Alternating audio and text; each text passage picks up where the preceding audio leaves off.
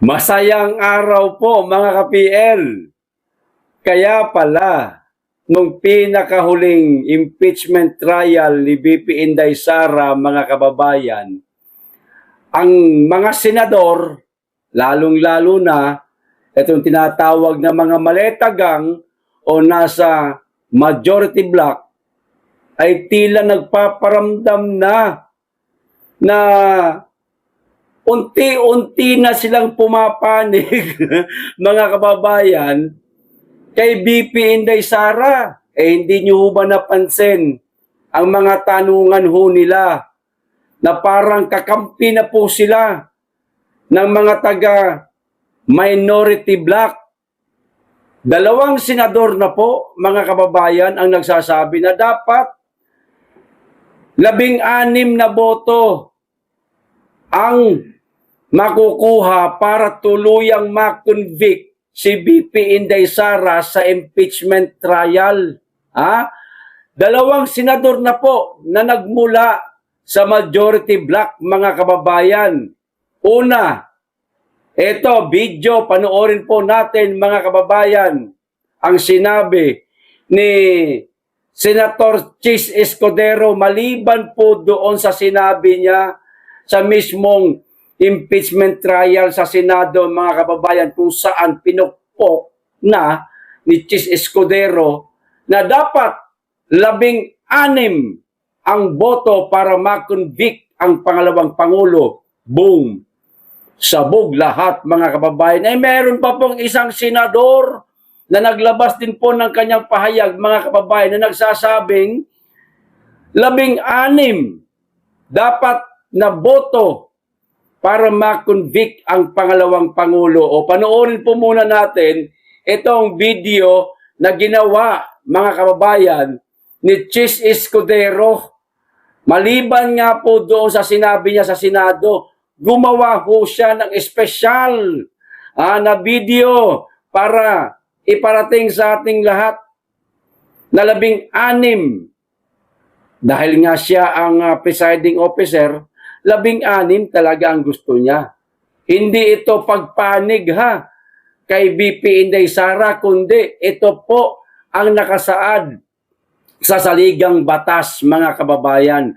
Sinusunod lamang ni Chis Escudero kung ano ang nakasaad sa saligang batas. O eto na, panoorin po natin ang video. Impeach ating mga kababayan. Kita na ang liwanag, mga kababayan. Kitang-kita na ang pagkapanalo ng pangalawang Pangulo sa impeachment trial. Malabo siyang ma-convict, mga kababayan. 16 talaga ang ipinagpipilitan nitong si Chis Escudero na dapat makuhang boto para ma-convict si VP Inday Sara. Hindi 13, hindi 14. O di po ba ang ganda ng katanungan? Na pagkasunduan daw ba nila na dapat 16 ang boboto para ma-convict si VP Inday Sara? Hindi daw po. Yun daw po ay nakasaad sa saligang batas at yun lamang ang sinusunod ni Chis Escudero. Panalo na si VP Inday Sara. 13 lang po ang nasa majority ngayon, mga kababayan.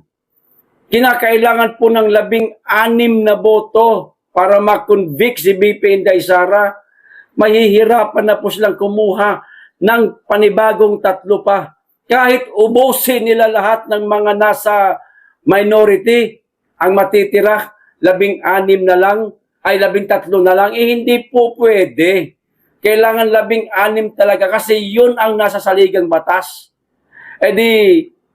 Presidente na si VP Inday Sara sa 2028, mga kababayan. Ay ano pang ginagawa ng impeachment na yan? Bakit pinahahaba pa yan? Bakit pinaaabot pa yan ng aabot daw ng 8 buwan? Ba't di nyo patapusin kaagad para masimulan na agad ang Blue Ribbon Committee? Tapusin nyo na yan.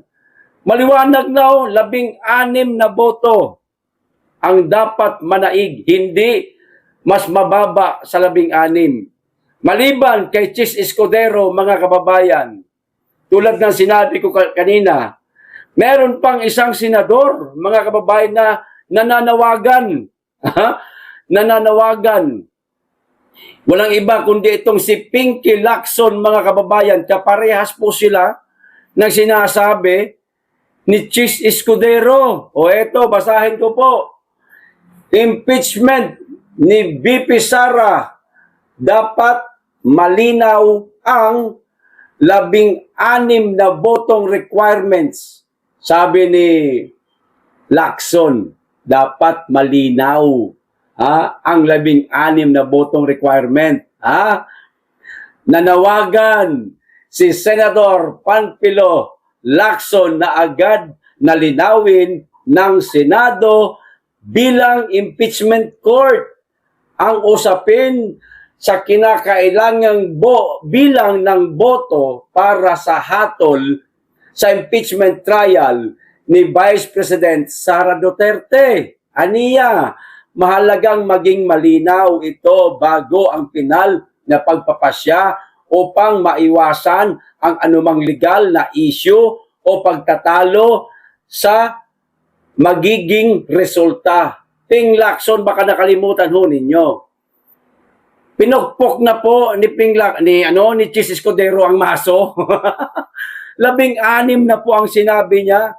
Maliban doon sa ginawa niya sa mismong impeachment court, which is ang Senado na ginawa nga ni Chis. Pumukpok na siya. 16 ang kailangan nating boto para sa conviction ni VP Inday Sara. Ito pa, video. Naglabas pa siya ng panibagong video. Malinaw na ho yun. Ping Lacson. O ito pa, isa sa mga sinabi niya.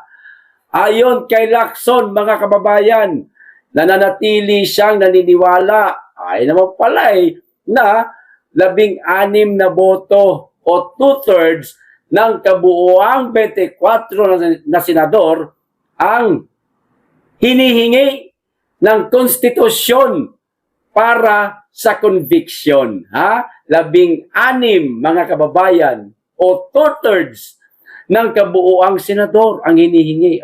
Maliwanag na yan, sinabi niya na mismo yan. Iginiit niyang ang batayan ay ang kabuuang bilang ng mga miyembro ng Senado at hindi lamang ang bilang ng mga aktwal na makadadalo sa paglilitis. Ilan lang ba ang dumadalo ngayon sa paglilitis? Kulang-kulang nga sila. Wala si Jinggoy, wala si Bato, wala si Senator Rodante Marcoleta. Hindi daw po ang basihan ay ang kung sino lamang na dumadalo sa paglilitis, kundi yaong 24 pa rin po ang basihan. 24 senador, yun pa rin di umano ang basihan. Kaya naniniwala si Ping Lacson, mga kababayan, na dapat 16 na boto. Ano to? Meron na silang ilalaglag? Meron na bang ilalaglag? Itong nasa majority block, mga kababayan, ilalaglag na ba nila? Yung nasa malaking bahay? Isip siguro nila, total, outgoing na yan Paalis na yan Ilaglag na natin. Dito tayo sa frontrunner sa 2028. Walang iba kundi si VP Inday Sara. Bumaliktad na tayo. Parang gano'n ang dati. Di ba, mga kababayan? O di kaya naman. Baka tao na sila ngayon ni... Huwag na lang. Huwag na lang po nating pag-usapan kung sino yung humahawak sa kanila ngayon o posibleng humahawak sa kanila ngayon. O di po ba, mga kababayan, sure win na tayo sa 2028? O ito pa, huling basa. Lumitaw ang usapin matapos magkaroon ng pagkakaibang pananaw ang ilang senator judge kung paano dapat bilangin ang kinakailangang boto. Nilinaw, pangalawang beses na to ni Lacson na hindi niya kinokontra ang 16 na botong requirement, kundi nais lamang na magkaroon ng pinal at malinaw na interpretasyon upang maiwasan ang pagdududa sa proseso. Malinaw na po, Ping Lacson, na pagdesisyonan na po ng presiding officer, walang iba kundi si Chis Escudero. Hindi nyo ba ginagalang ang maso ninyo dyan sa Senado? Sagrado yan. Kapag pinokpok yan, yun na ang susundin. Napokpok na nga Ha? Ni Chis Escudero di yun na ang masusunod. 16 na boto. Huwag na kayong magulumihanan. Huwag na kayong mag-iisip ng kung ano-ano. Huwag nyo nang sasabihin dapat linawin. Malinaw na ho yun na pagdesisyonan na ng presiding officer. 16 na sa kabuuang senador na 24 at hindi lamang sa mga dumadalo. Okay, mga kababayan, malapit na po ang tagumpay ni VP Inday Sara. Magiging presidente na ang ating pangalawang Pangulo. Okay, hanggang dito lang. Maraming salamat. Mag-iingat kayo lagi at higit sa lahat, mahalin po natin ang Pilipinas.